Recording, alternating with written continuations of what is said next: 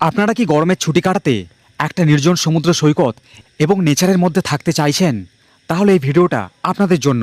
কিছুদিন আগে একদিনের ছুটিতে কলকাতা থেকে মাত্র 4 ঘন্টা দূরে পৌঁছেছিলাম এক নির্জন নতুন সমুদ্র সৈকতের তীরে, যেখানে থাকার জন্য রয়েছে একখানা নেচার ক্যাম্পের সন্ধান, যেখানে একদম প্রকৃতির কোলে দুর্দান্ত একটা লোকেশনে সোনাঝুরি গাছের নিচে লাইন ধরে রয়েছে বেশ কিছু পাকা কটেজ, এবং তার সাথে রয়েছে বেশ কিছু লাইন ধরে বিভিন্ন রকমের ফ্যামিলি, কাপল এবং গ্রুপ টেন্টের ব্যবস্থাও।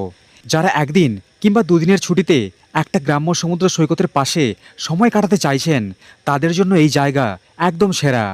এখানে না তো আছে শহরের শোরগোল, না তো আছে পলিউশন। একদম বাজেট ফ্রেন্ডলি প্যাকেজে 4 টাইম বিভিন্ন প্রকার টাটকা মাছ থেকে চিকেনের এলাহিদার রেওয়াজে খাওয়া দাওয়ার ব্যবস্থা তো থাকছেই। এখানের বিশেষ আকর্ষণ সোনাঝুরি গাছের নিচে স্টে এবং ট্রি হাউসে বসে সময় কাটানো।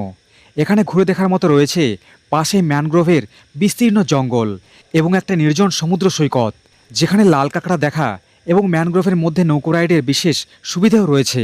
এছাড়া শখের জন্য থাকছে এই ক্যাম্পের নিজস্ব পুকুরে ফিশিংয়ের সুবিধে। এছাড়াও সন্ধ্যের ক্যাম্প ফায়ার এবং বিভিন্ন রকম বারবিকিউর অপশন। এখানে আসতে গেলে কলকাতার শিয়ালদহ স্টেশন থেকে লোকাল ট্রেনের 25 টাকার টিকিট কেটে সবার প্রথমে পৌঁছতে হয় নামখানা রেলওয়ে স্টেশনে। তারপর স্টেশন থেকে বেরিয়ে 100 টাকার মতো শেয়ারিংয়ে কিংবা রিজার্ভে 300 টাকার মধ্যে একটা টোটো বুক করে পৌঁছে যেতে পারবেন লালগঞ্জে, যেখানে রয়েছে একটা সুন্দর প্রকৃতির মাঝে এই রকম অ্যান্তেলিয়া ট্রাভেলার্স ক্যাম্প। এখানের প্যাকেজ শুরু হচ্ছে মাত্র 1050 টাকা থেকে।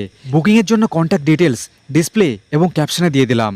তার সাথে ভিডিওটা কেমন লাগলো অবশ্যই কিন্তু কমেন্ট সেকশনে জানাতে ভুলবেন না।